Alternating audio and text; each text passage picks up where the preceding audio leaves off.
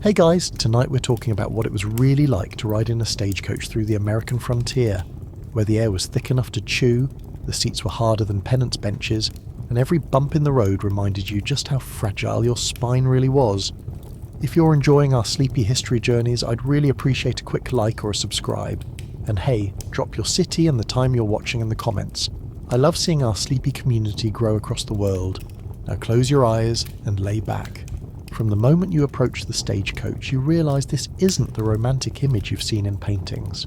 The coach is essentially a large wooden box bolted to a set of wagon wheels, designed more for durability than comfort. You climb up into it, an exercise in awkward gymnastics, and find yourself crammed shoulder to shoulder with strangers. Your knees are wedged against the bench in front of you, your personal space evaporating the moment you sit down. There is no cushion, no upholstery worth mentioning, just planks and thin padding that feels like it's stuffed with rocks. The smell hits you before the driver even cracks the whip. A thick cocktail of unwashed bodies, damp wool, stale tobacco smoke and horse sweat fills the air. Inhaling deeply is a gamble. You might get a lungful of dust, or worse, the sour waft of someone's travel provisions going bad. And the dust is constant. Every time the horses move, they kick up clouds of dry earth that pour into the coach through every crack and seam. By the end of the first hour, your teeth feel gritty, and your tongue is coated in a fine powder that tastes faintly of the road and regret. When the coach lurches forward, the real trial begins. The suspension, if you can call it that, is a crude system of leather straps meant to soften the ride. But in reality, it's like strapping yourself into a rolling coffin and dragging it across a boulder field. Every rut in the trail launches you into the air just enough to bruise your tailbone when you land. Your head occasionally knocks the wooden wall, and your spine hums with the vibration of the wheels over rock. Historical accounts show that stagecoach journeys averaged 5 to 8 miles per hour, which doesn't sound fast, until you realise the constant jolting means you never stop bracing yourself. Journeys could last for days, with only brief stops at roadside stations. These rest stops were less about rest and more about efficiency. You'd have perhaps 15 minutes to gulp down coffee so bitter it could strip paint, gnaw on leathery beef, and, if you were lucky, use the facilities, which often meant a wooden shack with a questionable floor and a door that didn't close properly. Then it was back into the coach, knees knocking, shoulders pressed against strangers. In summer, the heat inside was suffocating. The wooden walls trapped warmth until the air inside felt thick enough to slice. Passengers stripped off coats and fanned themselves with hats, but there was no escaping the oven-like interior. In winter, icy winds knifed through the boards, and every exhale formed a cloud that lingered in the frigid air.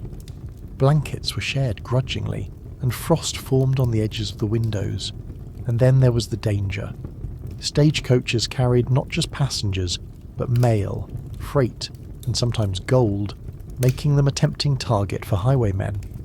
Robberies, while not as common as the movies suggest, were a real risk. Accounts from the time mention masked riders forcing the coach to a halt, their revolvers gleaming, while passengers were ordered to hand over valuables. Even without bandits, there were plenty of hazards. Broken wheels, runaway horses, flash floods, and trails so steep they required passengers to get out and walk. By the end of the journey, you'd step out of the stagecoach battered, stiff, and coated in a grey film of dust, from hat brim to boot heel. Your legs would feel alien, your back would throb, and your stomach would still be debating whether that gritty roadside beef was truly food. Stagecoach travel wasn't just transportation, it was an endurance trial, and the only thing more impressive than the scenery was the sheer stubbornness of anyone who willingly bought a ticket twice. And as the coach rattles on toward the horizon, the next challenge of frontier travel is already waiting, one that has nothing to do with bumpy roads, but everything to do with the people sharing the ride with you. You soon learn that in a stagecoach, the road itself is only part of the challenge. The other part is the human cargo packed inside with you. The coach was built to fit as many paying bodies as possible, which usually meant 9 passengers inside and more perched on the roof. That inside seating arrangement sounds straightforward until you realise the bench you're sitting on is barely wide enough for 3 people, and there is another identical bench directly across from you. If you're unlucky enough to be in the middle seat, you have no backrest at all. You simply cling to the knees of the person in front of you for support, a posture that feels awkward within 5 minutes and actively miserable by the end of an hour. There is no such thing as personal space here. In an era before deodorant, toothpaste, or the social concept of breath mints, you're essentially nose to nose with strangers for days on end. Many passengers travelled in their work clothes, which might have been soaked in animal sweat, coal dust, or the kind of mud that never really comes off. And because stagecoach travel was expensive, those who could afford it often came from the wealthier classes, which did not necessarily mean cleaner. It simply meant their dirt might be scented faintly with expensive cologne or stale cigar smoke. You can shift in your seat to try and find comfort, but the moment you do, someone else's elbow digs into your ribs or a knee presses against your thigh. The coach rocks and pitches constantly, forcing everyone to sway in unison like unwilling dance partners. At night, the situation grows worse. If the journey continues after dark, and many did, since stopping meant losing precious time, passengers slumped forward, sideways, or wherever gravity took them. You might wake from a brief doze to find someone's head resting heavily on your shoulder, or worse, their hat brim draped over your face. The etiquette of stagecoach travel was informal but fiercely practical. 19th century travel guides actually published lists of rules for passengers, which read more like warnings than polite suggestions. You were advised to refrain from discussing politics or religion, as these topics tended to escalate quickly in the confined space. You were reminded not to expect the driver to wait if you wandered off at a rest stop. You were urged not to shoot your revolver at wildlife from the moving coach, since the noise would spook the horses and the recoil might knock your neighbour's teeth out. These guidelines might seem obvious today, but in the Wild West they were just common sense. Even if everyone inside the coach behaved perfectly, you could not escape the constant intrusion of the road itself. The coach jolted over ruts so violently that knees knocked together and hats flew off heads. People instinctively braced by gripping the seat or the person next to them, turning the interior into a tangle of hands, arms, and clenched expressions. Those on the middle bench, with no wall behind them, were sometimes tossed forward into the laps of the passengers opposite. Apologies were muttered, but after the 5th or 6th collision in an hour, no one bothered anymore. It did not take long for fatigue to set in. Sleep was difficult even for the most exhausted traveller, and those who did manage it often woke to stiff necks or sore backs. Some resorted to stuffing extra clothing behind them for padding, but this only reduced space for others and led to grumbling. The lack of ventilation inside meant the air grew warmer and more humid as bodies pressed together. In summer, clothing stuck to skin in damp patches. In winter, passengers exhaled visible clouds that mingled together in the dim light, giving the coach the atmosphere of a poorly ventilated barn. Every so often, the driver would stop to change horses. This was one of the few moments when passengers could escape the cramped interior and stretch their legs. The fresh air outside felt almost intoxicating, even if it was laced with the smell of manure and smoke from the station's cooking fire. Stage stations were spaced roughly 10 to 15 miles apart, depending on terrain, and each one was a study in frontier efficiency. Fresh teams were harnessed quickly, often within 5 minutes, because the schedule was rigid and any delay rippled down the line. You had just enough time to walk a few paces, maybe sip water from a trough, before you were herded back inside. These stations were not glamorous. They were usually little more than a rough cabin, a corral, and a shed for equipment. If you were lucky, there might be a small stove heating coffee or beans. The people working them were as tough as the land they occupied, often living in isolation for weeks at a time. They greeted the stagecoach not with ceremony, but with brisk competence, swapping harnesses, checking wheels, and moving you along before the dust had settled from your arrival. Sharing such close quarters also meant sharing illness. colds, influenza and worse could sweep through passengers during a journey. The coach was the perfect breeding ground for germs. No ventilation, no hand washing, and a constant exchange of coughs and sneezes.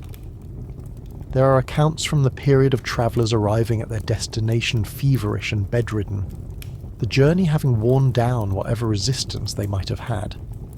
One case recorded in a frontier diary described a passenger so ill by the midpoint of the route that fellow travellers feared they would not survive to the next town.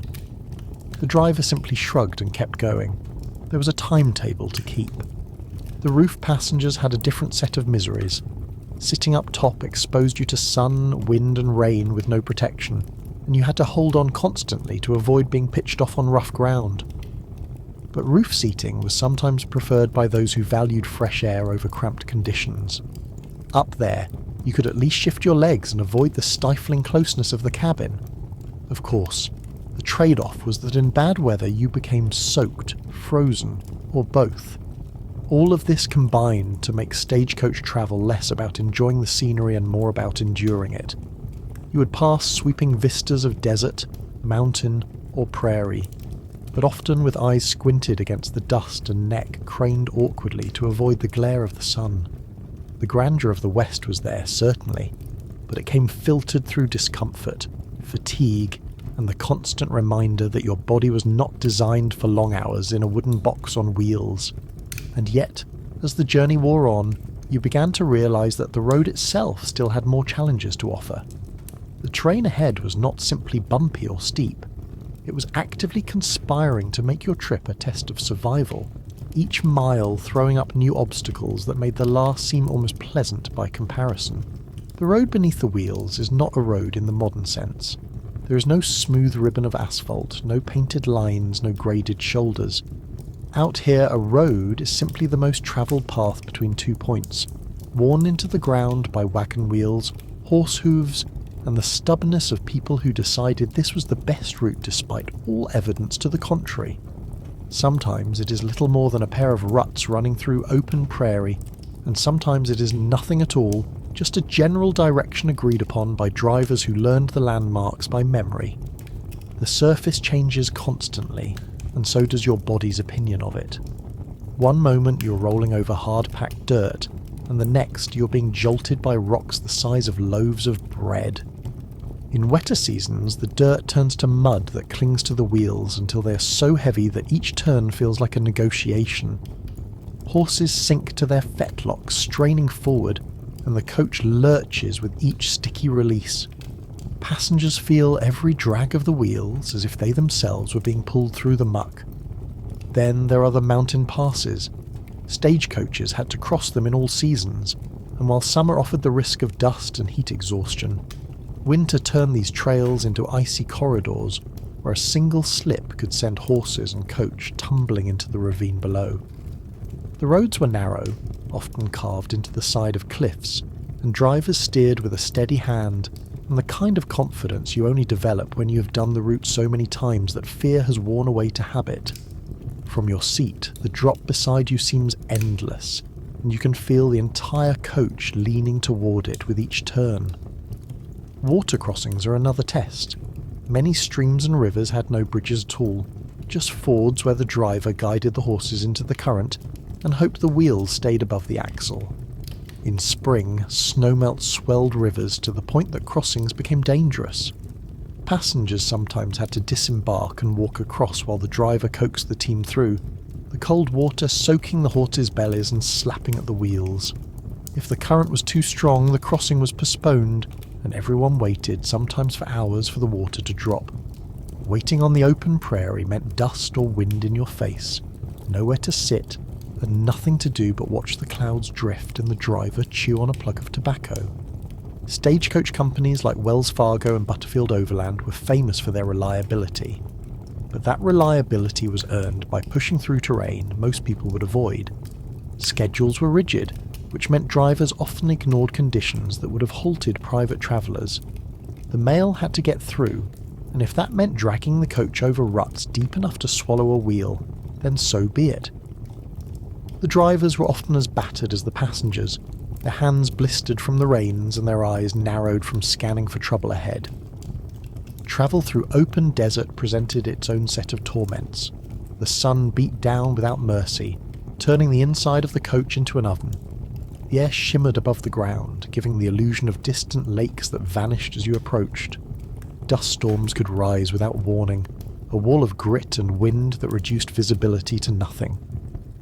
When that happened, the horses slowed to a crawl, and everyone inside pulled scarves or kerchiefs over their faces, breathing through cloth that quickly filled with fine dust. You could taste it hours after the storm passed, the flavour of ground stone lingering like a bad memory. The plains were deceptively challenging as well. Though they looked flat, the constant up and down of rolling ground meant the horses were always adjusting their pull. The lack of landmarks could be disorienting, and storms rolled across them with astonishing speed. Thunder cracked so loudly that it rattled the coach's wooden frame, and lightning lit the landscape in blinding flashes. Rain turned the soil slick, and in the worst cases, the wheels slid sideways into ruts so deep that the coach tilted at alarming angles. Even the best maintained coaches could suffer damage on these routes. Wheels cracked on hidden rocks, axles splintered under strain, and leather suspension straps snapped with a sound that froze everyone in place. Repairs had to be made on the spot, often with whatever materials were available. Passengers might be asked to gather stones for blocking the wheels, or to stand aside holding the horses steady, while the driver wrestled with a replacement part. In the absence of spare components, creative solutions were the rule.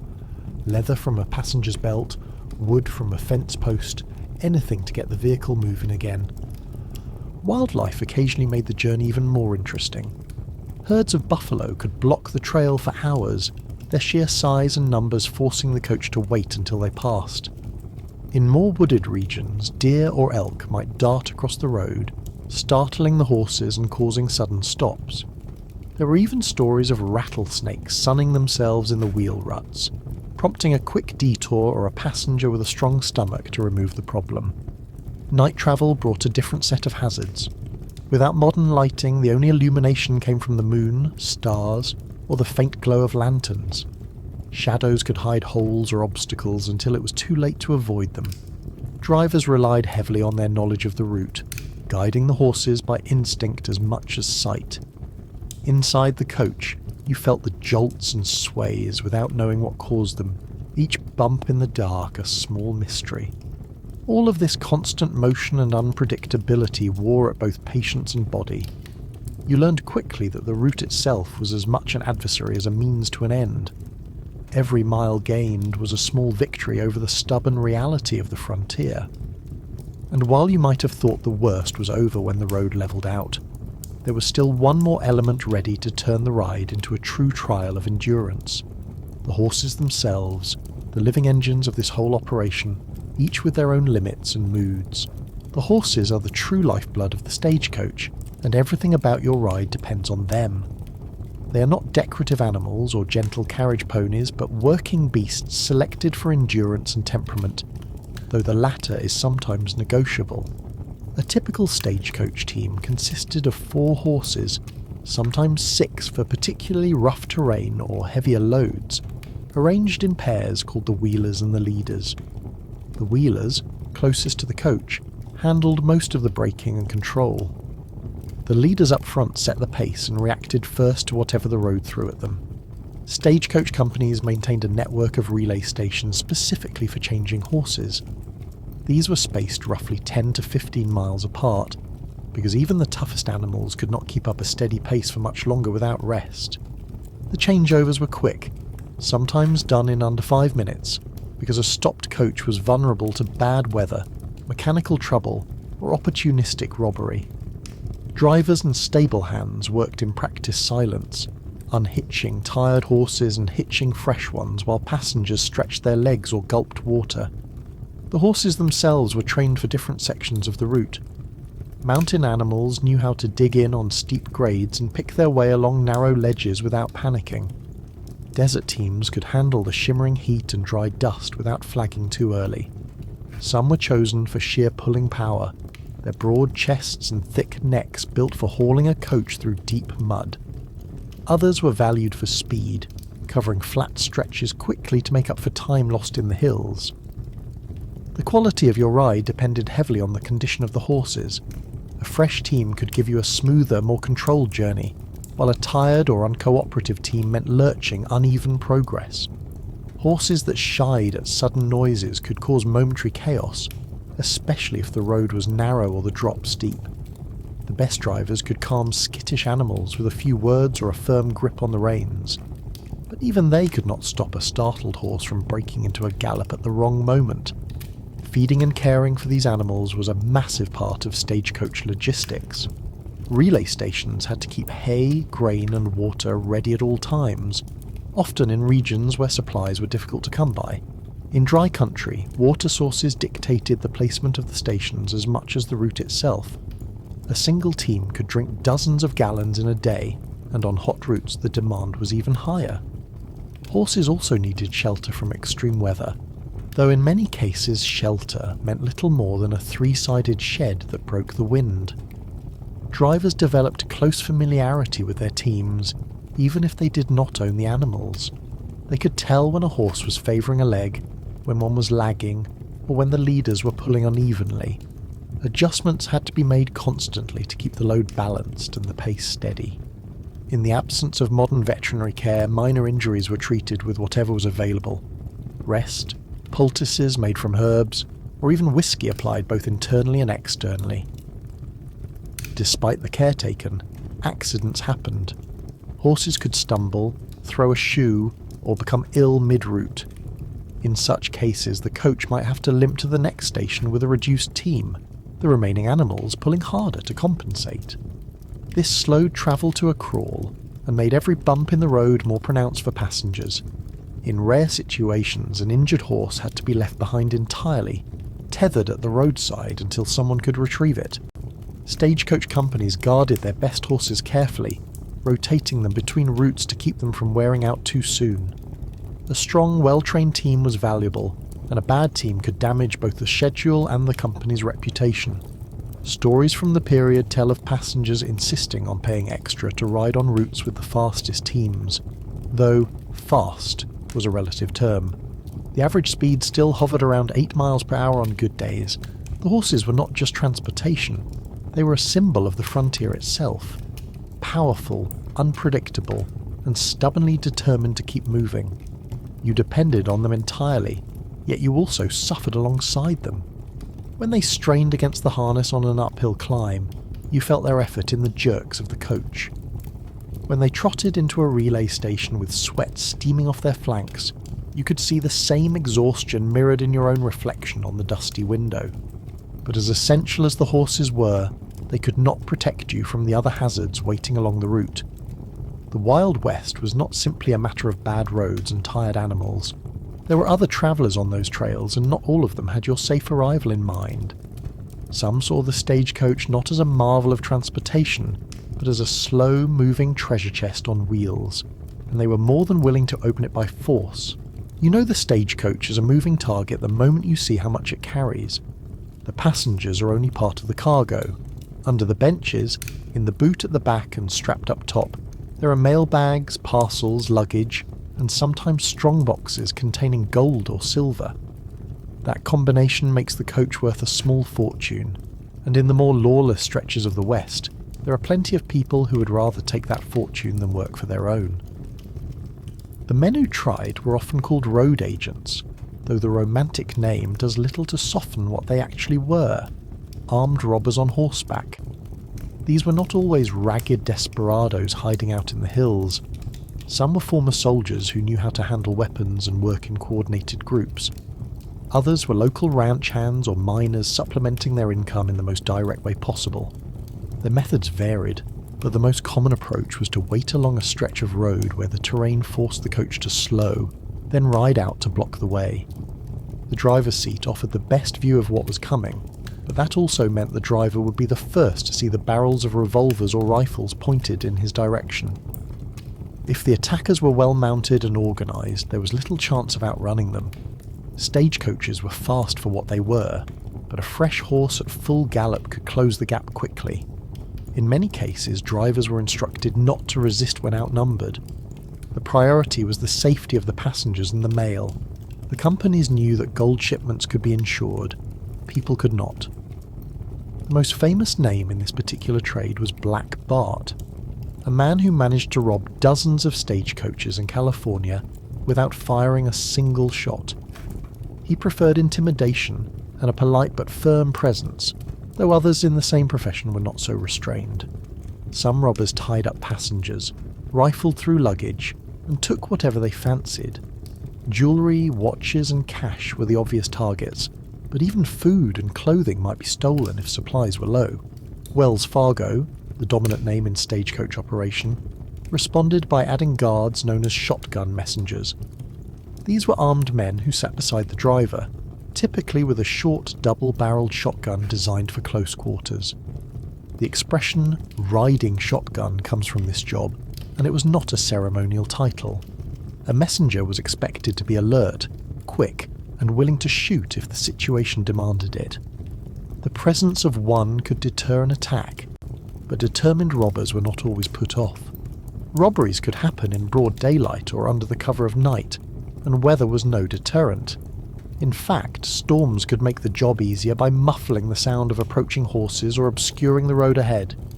Passengers often travelled with a wary eye on the horizon, scanning for dust clouds that might signal riders. The constant vigilance added to the fatigue of the journey. It is hard enough to sit for hours in cramped quarters without the added tension of wondering if the next bend in the road will bring trouble.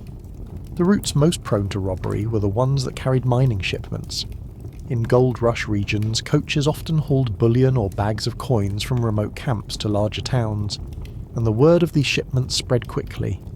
Even though the companies tried to vary the times and routes to avoid predictable patterns, the geography of the West meant there were only so many paths a coach could take. Ambush sites became notorious, and while some were eventually patrolled by lawmen, others remained dangerous for years. Passengers were sometimes armed themselves, but a crowded coach made drawing and firing a weapon risky. The last thing anyone wanted was an accidental discharge inside the cramped cabin. More than one historical account mentions a would-be hero being quietly urged by fellow passengers to keep their pistol holstered unless absolutely necessary. The walls of the coach were thin, and stray bullets could do as much harm inside as outside. Insurance was a fact of life for stagecoach companies. Wells Fargo and others insured not just the cargo but also the mail, and sometimes even the passengers. Claims from robberies were part of the cost of doing business. In some cases, the loss was recouped when the robbers were caught and their loot recovered. In others, the money was simply gone. The irony is that some robbers who targeted coaches were eventually hired as guards or drivers themselves, their familiarity with the routes making them valuable assets once they decided to work on the other side of the law. Travellers learned to keep valuables hidden and cash in multiple places on their person. A few dollars in an easy-to-reach pocket could be handed over without revealing the rest, which might be tucked into a boot or sewn into a coat lining. Women sometimes concealed jewellery in hair arrangements or under layers of clothing. The constant mental calculation of what to surrender and what to keep was as much a part of the journey as dealing with dust or cramped legs. While the idea of a stagecoach robbery has been dressed up in dime novels and Hollywood films, the reality was a tense, unpredictable event. Most ended without gunfire, but the threat was always there, riding alongside the coach like a shadow. The open frontier offered no quick escape, no safe haven to run to if things went wrong. You simply endured the moment, hoping the robbers would take what they wanted and vanish into the landscape as quickly as they appeared. Once the danger passed, the driver flicked the reins, the horses leaned into their harnesses and the wheels began to turn again. The sound of hooves faded behind you, replaced once more by the creak of leather and the rattle of the coach. And just when your heartbeat began to settle, another challenge of the stagecoach emerged, one that robbed you of comfort in a quieter but equally relentless way. The journey itself was long, and with it came the slow grind of exhaustion and the peculiar problem of trying to sleep in a moving box while sitting upright among strangers. Sleep on a stagecoach is a theory more than a reality. The human body was not designed to drift into restful slumber while being pitched back and forth in a wooden box with 9 other people, each of them shifting, coughing and jostling for a better position. Yet stagecoach routes often ran through the night, because stopping meant losing precious hours on a timetable that left no room for leisure. If the horses could be driven, the wheels would keep turning. You try to let your eyes close, but every few seconds a bump in the road makes your head jerk forward or back. This is followed by the muffled groans of your fellow passengers, who are also discovering that sleep is not compatible with wooden benches and constant motion. Some try to improvise pillows out of bundled coats, leaning against the hard side of the coach, but the rattling makes the effort almost pointless. Those in the middle seat have no wall to lean on at all, only the knees of the people in front of them, which are not known for their comfort or stability. The soundscape of nighttime travel is its own challenge. The leather harness creaks, the wheels rattle, and the horses' hooves strike the earth in an unending rhythm. From the roof above you might hear the shifting of luggage or the thump of boots from a roof passenger adjusting their seat. Every so often the driver shouts to the horses, his voice cutting through the darkness, or the whip cracks with a sharp report. The coach itself groans like a ship in rough seas, every joint of its frame moving just slightly differently than the rest. Darkness inside is nearly complete except for the faint moonlight slipping through the glass panes or canvas flaps. If the moon is new, or the clouds thick, you cannot even see the person across from you, only sense them in the close press of knees and shoulders. The darkness makes the jolts seem worse because you cannot anticipate them. One moment you are still, the next your whole body lurches sideways as the wheels hit a rut or rock. Sleep deprivation quickly sets in. Even short stagecoach trips could last 12 hours or more, and the longer ones stretch to days. Without a proper place to lie down, your muscles never fully relax. Your back stiffens, your neck aches, and your eyelids grow heavy but refuse to surrender to more than shallow dozing. In cold weather, the chill keeps you shivering just enough to stay awake. In hot weather, the air inside becomes so thick and stifling that each breath feels like work. Historical accounts from the period mention passengers arriving at their destinations looking haggard and unsteady on their feet, as though they had been at sea for weeks. Some joked that the ride cured insomnia by replacing it with a general state of delirium. The lack of rest was more than inconvenient. It could be dangerous. Travellers who had to continue their journeys on horseback or by foot after leaving the coach were sometimes too tired to be alert to hazards, whether from the terrain or from less friendly encounters. The long hours of darkness could also play tricks on the mind. In the absence of visible landmarks, your sense of time dissolved. Minutes felt like hours, and hours slid past without clear division. The steady clatter of hooves and wheels became almost hypnotic, lulling you into that strange half state where you're neither fully awake nor fully asleep. In that state, every sudden noise, a horse snorting, a whip crack, a creak from the coach, can jolt you back to full awareness in a rush of adrenaline. On rare occasions, passengers tried to make the best of the situation by setting some sort of group rhythm. Feet might tap softly in time with the horses, or someone might hum under their breath. This could be soothing until someone else objected, and in such cramped quarters, objections were difficult to ignore. Eventually silence would return, broken only by the steady machinery of travel. The roof passengers faced an entirely different sleep problem. Perched in the open, they were exposed to cold wind, rain, or the grit of dust storms. Any attempt to sleep risked sliding off into the darkness. Some tied themselves with rope to the coach rails, which might keep them in place but did nothing for comfort. The movement of the coach transmitted directly through the hard seat, rattling their bones until even the thought of sleep seemed absurd. Rest stops at night were not restful either. Relay stations were lit only by lanterns, casting a dim glow over the small corral and the shadowy shapes of fresh horses. You could stretch your legs, but there was no real opportunity to rest. The station keepers moved quickly, swapping harnesses and checking wheels. Within minutes you were climbing back into the cabin, eyes gritty, mouth dry, body heavy with fatigue. Food and drink did little to help. The coffee served at these stations was notoriously strong, sometimes boiled for hours until it could dissolve a spoon if left too long. It might shock you awake for a short while, but the effect faded quickly in the monotony of the road. If you ate anything heavier, the jostling coach guaranteed it would sit uncomfortably in your stomach, another reason sleep stayed out of reach. By the second night on a long journey, your body began to adjust in small ways, finding moments of semi-rest in the constant motion. You might manage a half hour of shallow sleep here and there, enough to take the edge off your exhaustion but not enough to feel truly restored. Every morning you awoke, if awake can describe the transition from half-asleep misery to full awareness of discomfort, feeling as though you had lost more energy than you had gained. Fatigue was one of the great unspoken dangers of stagecoach travel. It dulled reflexes, made tempers shorter, and turned minor discomforts into irritations that could boil over into arguments.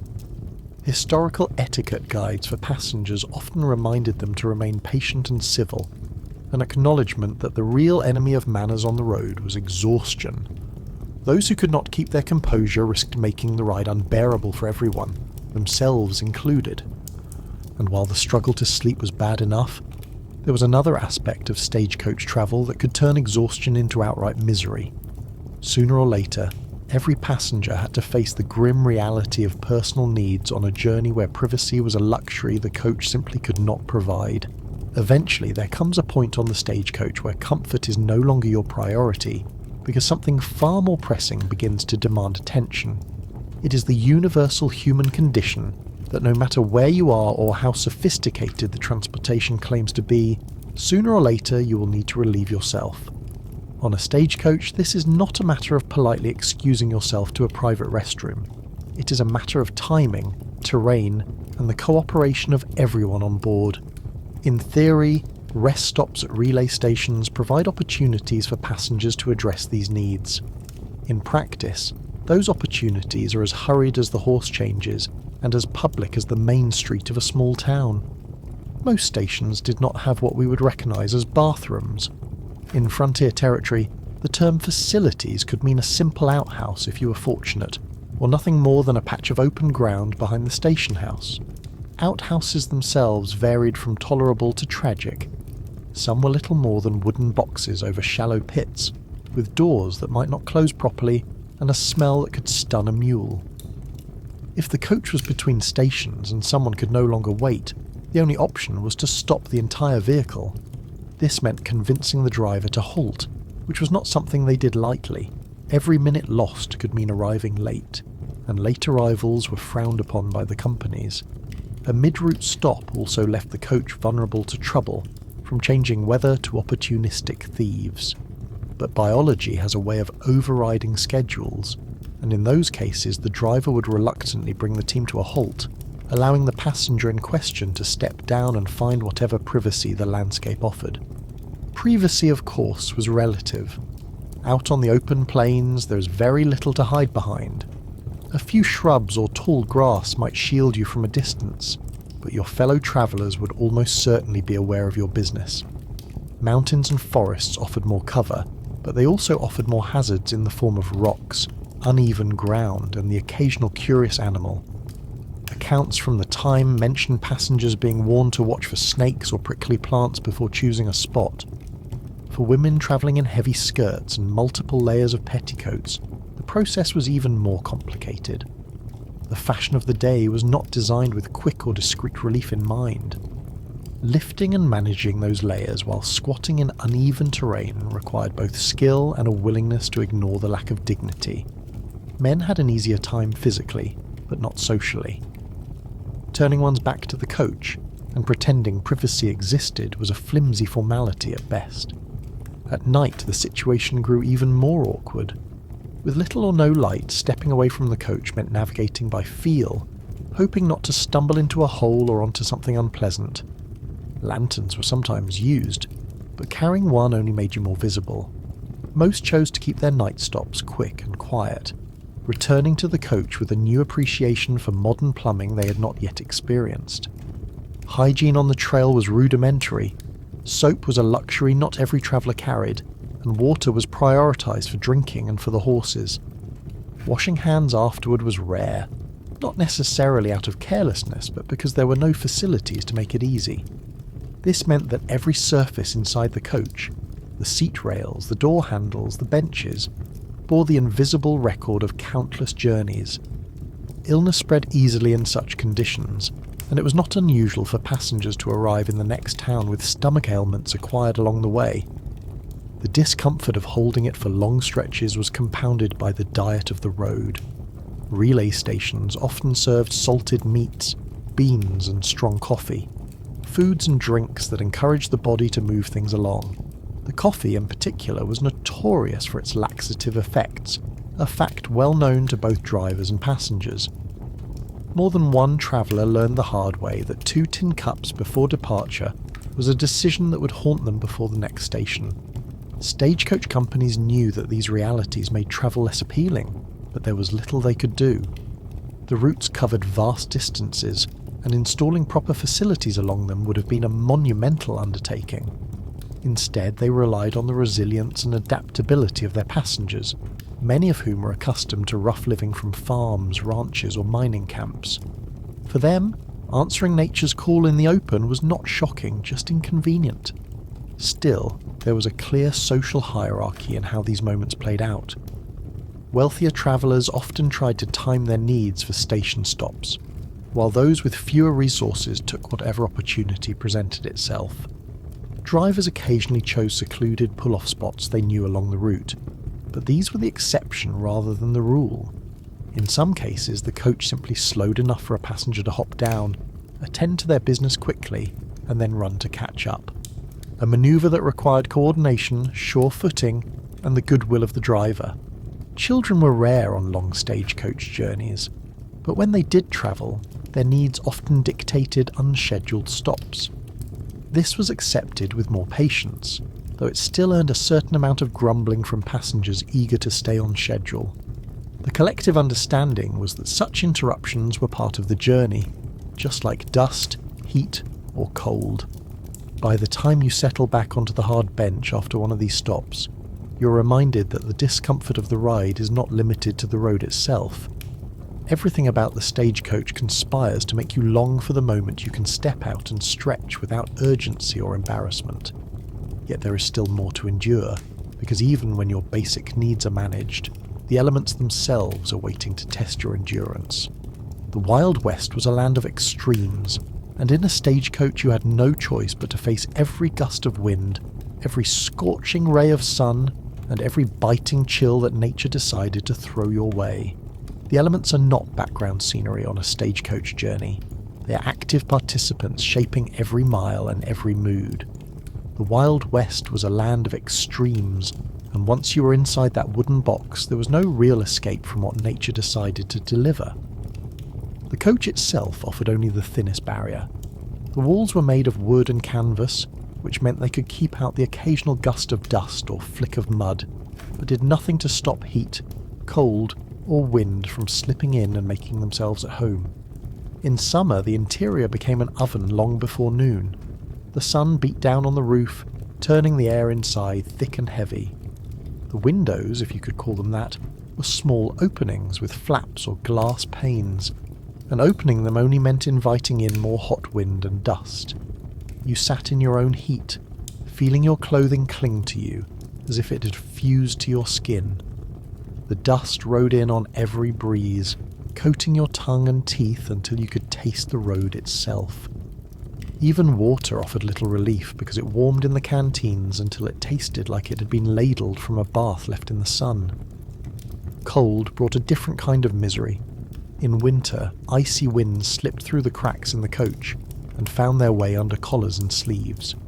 Every jolt of the wheels seemed to shake the cold deeper into your bones. Passengers huddled together for warmth, but this was a mixed blessing. Shared body heat helped, but it also meant sharing the damp smell of wet wool and the occasional accidental elbow to the ribs as someone shifted in search of comfort. If you were unlucky enough to sit near a window that did not close tightly, you became the unofficial windbreak for the rest of the cabin. Rain was its own adversary. The coach was not sealed like modern vehicles, so heavy rain meant water could drip through seams or run down the sides of the walls to pool on the floor. Roof passengers had no protection at all, and their misery often seeped down into the cabin as water dripped from coats and hats onto those seated below. Mud on the road could slow the coach to a crawl, prolonging the exposure for everyone. And while storms offered a brief reprieve from dust, they replaced it with the constant slap of wet wind and the squelch of soaked boots. Snow brought the worst of both cold and delay. Stagecoaches could push through moderate snowfall, but deep drifts were another matter. Horses struggled to keep their footing, and the wheels could sink until the coach moved at little more than a walking pace. In some cases, passengers were asked to get out and walk alongside to lighten the load, their feet crunching in snow while their breath fogged the air. Winter routes required extra blankets and sometimes straw spread on the floor for insulation, but these measures were never enough to make it truly comfortable. Wind on the open plains was relentless. It carried grit that found its way into eyes, ears, and hair, grinding against skin until you felt scoured. On gusty days, the driver had to keep a firm grip on the reins to stop the wind from shoving the coach sideways. The noise was constant, a low roar that drowned out conversation and made even the creak of the harnesses seem distant. Roof passengers, exposed to it directly, sometimes wrapped scarves over their faces until only their eyes were visible, emerging at the next stop looking like frostbitten bandits, whether the air was cold or blazing hot. Heat and cold both took their toll on the horses as well, and their condition directly affected the passengers. In extreme heat, the animals tired faster, slowing the pace and extending the time you spent in the sweltering cabin. In bitter cold, the horses' breath steamed in the air, and their hooves could slip on frozen ground, jolting the passengers with every recovery step.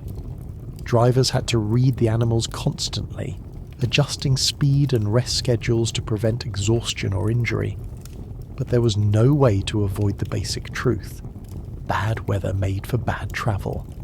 Lightning storms were the rarest but most dramatic hazards. Out on the open prairie, there was little higher than the stagecoach to attract a strike. The sight of lightning branching across the sky was impressive until you realized how close it was, the thunder cracking almost instantly after each flash. Horses could spook at the noise, and if they bolted, the driver had to fight to regain control on slippery ground. Inside the cabin, passengers sat rigid and silent, each flash illuminating faces pale with tension. Dust storms were perhaps the most iconic weather enemy of the West. They could rise with little warning, transforming a clear day into a swirling wall of grit. Drivers sometimes stopped altogether, letting the horses turn their backs to the wind until it passed, but more often they pressed on at a crawl.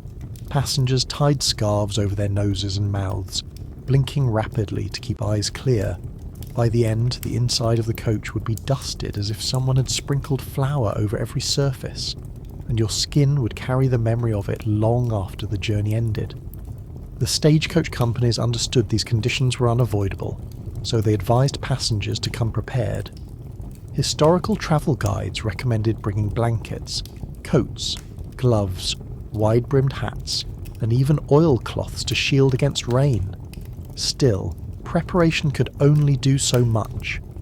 When nature decided to make the ride difficult, you endured it the same way you endured the hard benches and cramped quarters, by gritting your teeth and counting the miles.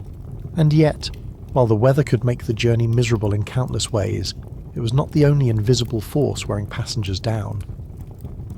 The constant physical strain of stagecoach travel took its toll in quieter but no less persistent ways. Your body could endure bad roads, bad seats, and bad weather for only so long before the aches and pains became their own companion, reminding you that comfort was not part of the ticket price. The stagecoach takes its toll in ways you do not fully understand until you step off it and try to walk.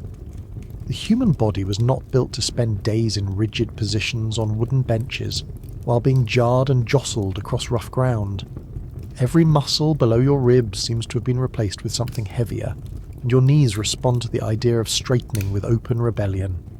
Even your hands feel strange from gripping the seat edge or the strap above you for hours on end, as though letting go might still send you tumbling sideways. The seats are at the heart of the problem. Upholstery in a stagecoach was a matter of appearance rather than comfort. The benches were padded, but the padding was thin and compressed quickly, leaving you sitting on something that might as well have been a plank. Your tailbone took the brunt of every bump, and after a few hours the pain became a constant companion. Shifting your weight helped only until the next rut in the road sent the shock through a new part of your spine. Back pain was inevitable. The seating forced a posture that was neither upright enough to be proper, nor reclined enough to be restful. You hunched slightly forward, and over time the muscles between your shoulders began to knot. The constant swaying of the coach meant your body was never still, working subconsciously to balance itself as the vehicle pitched and rolled. This low-level exertion over many hours left you as sore as if you'd been walking, only without the satisfaction of having actually gone anywhere under your own power. Bruises were part of the experience. They came from knees bumping the bench in front of you, from elbows meeting the hard sides of the cabin, from the occasional collision with a fellow passenger when the coach lurched suddenly. Some passengers wedged folded coats behind them to soften the blows, but this simply transferred the problem to someone else who now had even less room. The more considerate travellers used small cushions brought from home, though these inevitably became dust-coated and sweat-stained over the course of the trip. Your feet and legs suffered in their own way. There was little space to stretch out, and your lower limbs remained bent for hours at a time. This restricted circulation, leading to numbness, or that pins and needles sensation when you finally did move. Historical accounts mention passengers stamping their feet or wiggling their toes to keep the blood flowing, though this offered only temporary relief. On longer journeys, swelling could set in, particularly for those with tighter boots. Removing footwear was a gamble. You might find it difficult to get it back on again in the cramped space. Neck strain was another common complaint. Without headrests, your skull had nowhere to settle comfortably, and the constant jolting made it nearly impossible to relax the muscles in your neck and shoulders. Many tried to lean against the cabin wall, but the vibration of the wooden frame made this an unsteady perch. Others tucked their chins to their chests, only to wake moments later with a sharp crick from the awkward angle. Motion sickness was not universal, but when it struck it turned the ride into an endurance trial. The combination of constant motion, dust, heat, and the smell of close quarters could unsettle even the strongest stomach. Passengers who suffered often leaned forward and closed their eyes, which did little to help but at least kept them from watching the landscape sway past in an endless blur. There were few remedies available beyond sheer willpower and the occasional stop to breathe fresh air. The body's wear and tear was not limited to the physical. The mental strain of prolonged discomfort created its own kind of fatigue. Your mind became fixated on minor irritations. The squeak of a leather strap, the way the coach door rattled in its frame, the uneven rhythm of hooves on the road. Each bump seemed louder, each sway more pronounced, until you could think of nothing else. Even conversations with fellow passengers could become exhausting simply because you had to shout slightly to be heard over the noise. Some passengers prepared for this ordeal with physical conditioning of a sort. Old hands at Stagecoach Travel advised newcomers to build stamina by spending time in saddles or on hard benches before their journey. Others recommended bringing liniment to rub into aching joints at rest stops, though applying it in public sometimes drew amused stares. These preparations could help, but there was no true way to train for the peculiar combination of stiffness, bruising, and vibration fatigue unique to the stagecoach. Once the journey ended, recovery could take days. Walking felt strange, as though the ground under your feet might start moving again. Sleep came easily, but was often filled with dreams of jolts and sways. Some travellers swore they could still feel the motion of the coach long after they had left it, a phantom rocking that followed them for hours. This lingering sensation was so common, it earned a nickname among frequent passengers who accepted it as part of the price for crossing long distances. Even after the aches faded, the memory of them lingered enough to make you think twice before booking another trip. Yet stagecoach travel remained popular because, for all its discomfort, it was often the fastest and most reliable way to move across the vast frontier. People endured the physical punishment because the alternatives, weeks on horseback, months on foot, or waiting for the rare train connection, were no kinder to the body. Still, as you sit there rubbing your sore knees and counting your bruises, you realise there is one more force at work that can undo even the most prepared traveller. The constant strain on the body might wear you down slowly, but the hazards that lay scattered across the road ahead could undo you in an instant. And in the West, those hazards were as varied as they were unforgiving. The stagecoach was a marvel of frontier engineering, but marvels break. Out on the trails of the West, a breakdown was never just an inconvenience. It could be a test of endurance, patience, and occasionally your willingness to push a very heavy wooden box uphill. The roads were punishing on every moving part of the vehicle. Wooden wheels took the worst of it.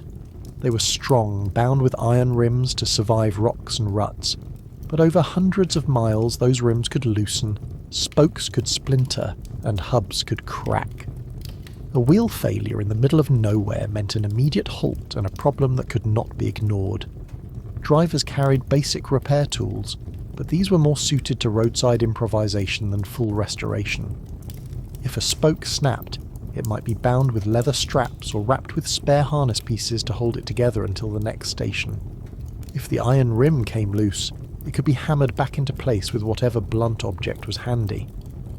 More serious damage sometimes meant transferring passengers and cargo to another coach, assuming one could be fetched in reasonable time. Reasonable in the West could mean hours or even days. Axles were another vulnerable point. The combination of heavy loads, rough ground, and constant vibration made them prone to cracking. A broken axle was a trip-ending injury for the coach. There were stories of drivers cutting down trees to fashion temporary replacements, the rough-hewn wood creaking ominously until a proper repair could be made. This kind of roadside carpentry was a reminder that frontier travel was less about speed and more about surviving the distance. Harness failures were common too. Leather straps could snap without warning, especially in wet weather when moisture softened the fibres. A broken trace meant a horse could not pull effectively, and in the worst case, an entire team might be thrown into confusion. Drivers became adept at quick fixes, retying or rebuckling straps while standing in the dust or mud, the horses shifting impatiently in front of them. A well-organised driver could have the team back in motion within minutes, but a less experienced one could lose valuable time fumbling with knots. And then there were the accidents that had nothing to do with equipment failure. The West was filled with natural obstacles that could overturn a coach if the driver misjudged them. Washouts carved by sudden rain could swallow a wheel. Loose rocks on steep grades could send the vehicle skidding sideways. In some mountainous areas, the road was little more than a ledge carved into the rock, and any slip toward the edge was enough to make passengers go silent and still until the danger passed. River crossings added their own share of risk. Fords that looked shallow could hide deeper channels where the current was strong. If the wheels sank too deeply, the horses might struggle to pull the load through, and passengers could find themselves climbing out into cold water to lighten the coach. In the spring, snowmelt made some crossings impassable for days at a time, leaving travellers stranded at relay stations until the water receded. Weather could cause breakdowns without even touching the coach. Heavy rain turned dirt roads into deep mud that clung to the wheels, making each rotation an effort. In the cold, ice could coat the road, reducing traction for both the horses and the iron rims. Heat dried the wooden parts of the coach, shrinking joints and loosening fittings until something rattled loose. The stagecoach was a product of its environment, and the environment was never gentle. Wildlife occasionally contributed to the chaos. A startled deer or elk could dart across the path, forcing the driver to swerve. Prairie dog holes, invisible in tall grass, could trip a horse mid-stride. Even livestock from nearby homesteads could wander onto the road. An unexpected cow in the path of a fully loaded coach was less an obstacle and more a negotiation between man, animal, and momentum. When a breakdown happened far from a station, passengers sometimes had to assist. That meant pushing, lifting, or even walking alongside to ease the strain on the team. Helping was not optional. If you wanted to reach your destination, you did what needed doing, whether that meant carrying luggage up a hill or heaving on a wheel to set it straight in the rut. Those who were unprepared for the physical work quickly learned that stagecoach travel was not a spectator sport. Despite the frequency of these mishaps, stagecoach companies prided themselves on maintaining schedules as best they could. The mail contracts that kept many routes profitable imposed strict deadlines, and missing them could mean financial penalties. This urgency meant that repairs were performed at speed, and comfort was rarely considered. If the coach could move, it moved, even if it groaned with every jolt. The constant possibility of breakdowns also shaped how people packed. Travellers often carried their most important belongings in small bags they could keep on their lap or under the seat, ready to grab in case they needed to walk or transfer to another vehicle. Larger trunks and crates might be left behind temporarily if the priority was getting passengers to safety. Losing your luggage was an accepted risk, which made people less sentimental about their possessions on the road. By the time the coach rattled back into motion after an accident or repair, everyone inside was a little more aware of just how fragile the operation really was. You were not riding in an indestructible machine. You were relying on wood, iron, leather and muscle, all of which could fail without notice.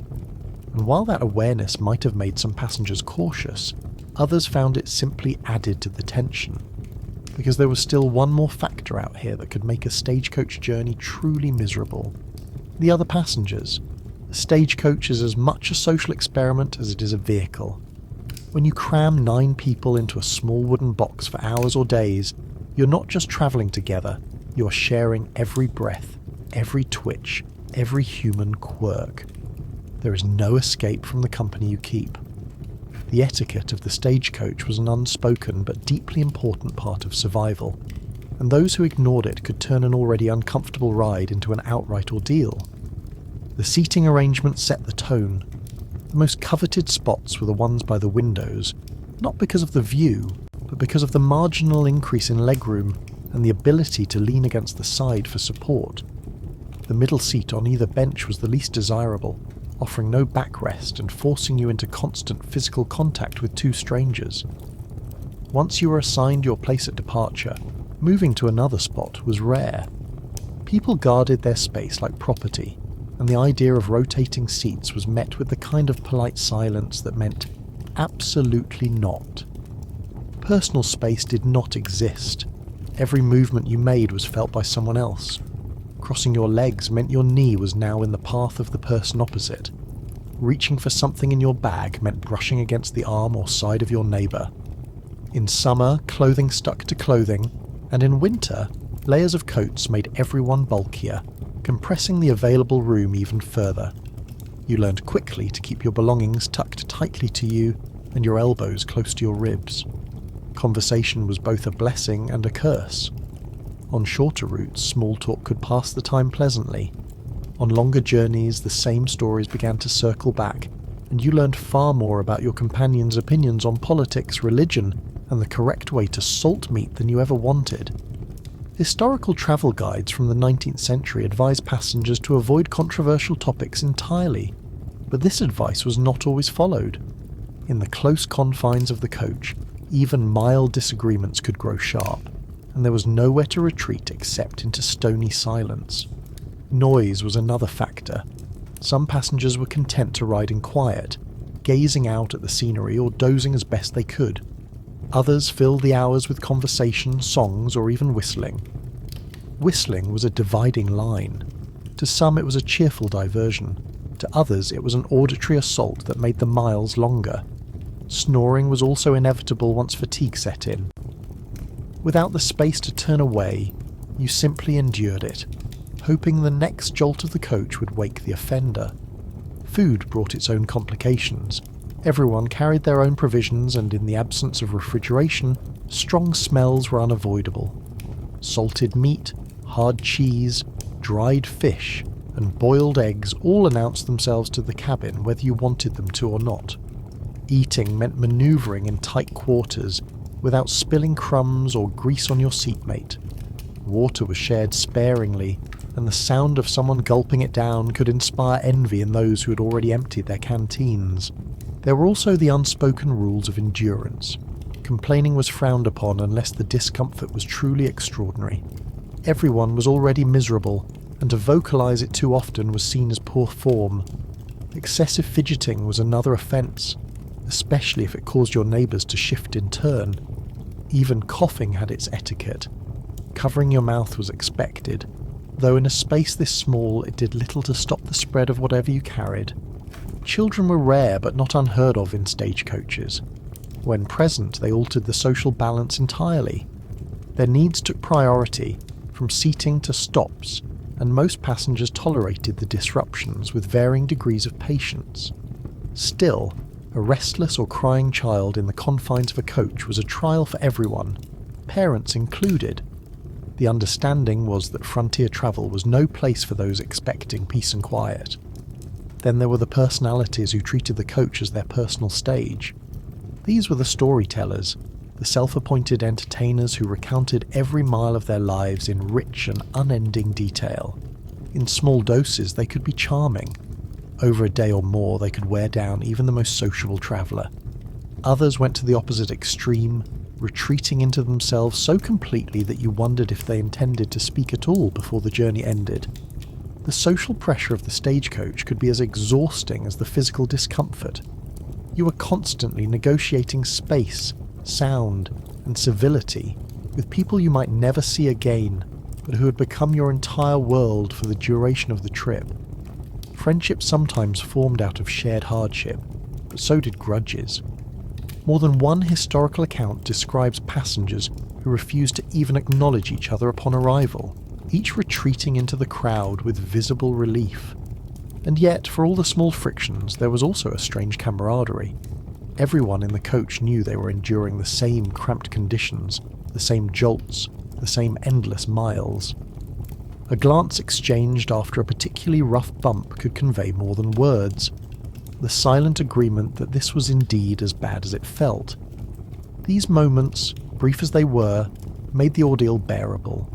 Still, even the best social chemistry could not change the fact that you were trapped together in an environment where every discomfort was amplified.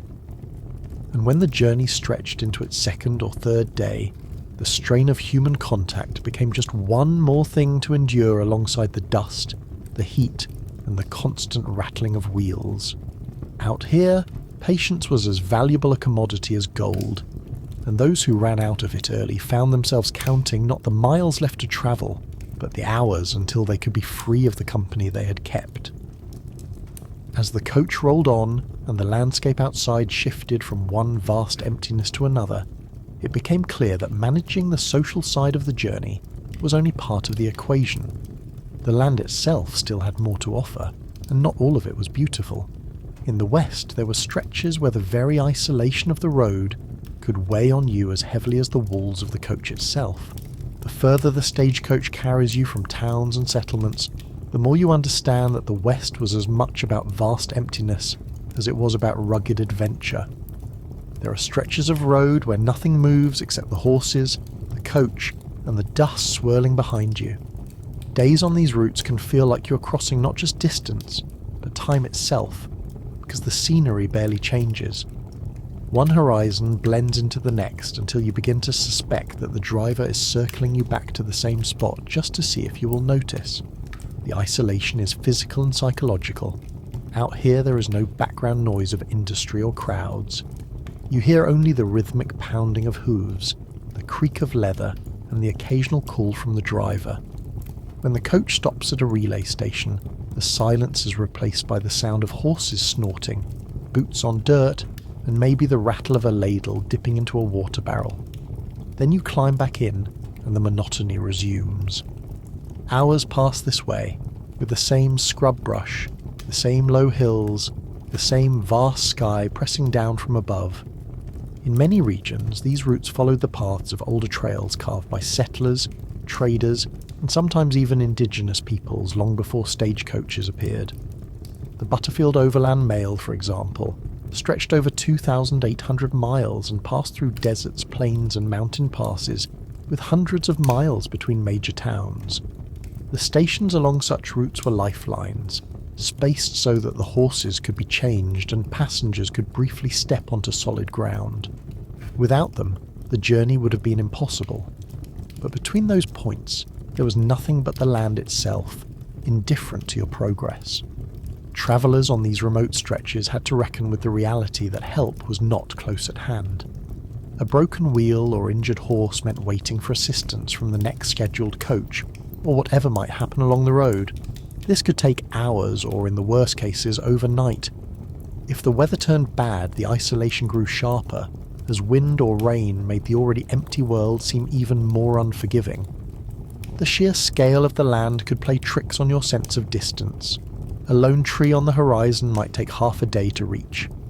Mountain ranges that looked close enough to touch in the morning would still be far off by evening. The coach moved steadily, but the distances were so great that progress felt slow and abstract. Some passengers tried to pass the time by counting fence posts or mile markers, only to discover there were none for miles at a stretch. Water was a constant concern for the animals, which meant that stage routes were often planned around reliable sources. These could be rivers, creeks, or even wells dug at great effort in dry regions. The need for water sometimes forced detours, adding distance to an already long journey. In the desert southwest, water scarcity shaped not just the routes, but the entire pace of travel, as horses and passengers alike had to be managed carefully to avoid exhaustion. The mental strain of such isolation was as real as the physical discomfort. Without varied scenery or distractions, your mind began to wander. Some found this meditative, letting the endless landscape blur into the background while they sank into thought. Others found it oppressive, the sameness of the view making the hours drag. The risk of boredom was so great that some travellers carried books or newspapers, though reading in a jolting coach was its own challenge. Those without reading material might resort to staring at the same rock formation for an hour, trying to decide if it looked more like a sleeping animal or a pile of bones. Wildlife sightings could break the monotony, though they were not always dramatic. A hawk circling high above, a jackrabbit darting across the trail, or a distant herd of antelope could stir brief interest. Larger animals like buffalo were rarer on stagecoach routes by the late 19th century, as hunting and settlement pushed them further from the trails. Still, the occasional sight of one could spark conversation inside the coach, even among passengers who had not spoken in hours. Isolation also made the coach vulnerable. A lone vehicle moving across open land was easy to spot from miles away, and if someone wanted to intercept it, there was little chance of avoiding them.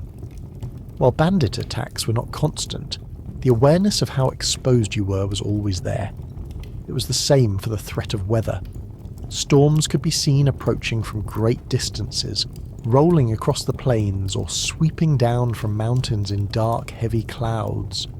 You could watch them for hours before they arrived, the anticipation as wearing as the storm itself. Relay stations in these isolated stretches often doubled as gathering points for news. The arrival of a stagecoach meant letters, newspapers, and word-of-mouth accounts from other towns. In this way, the stagecoach connected far-flung settlements not just physically but socially, acting as a lifeline for information in regions where isolation was the norm.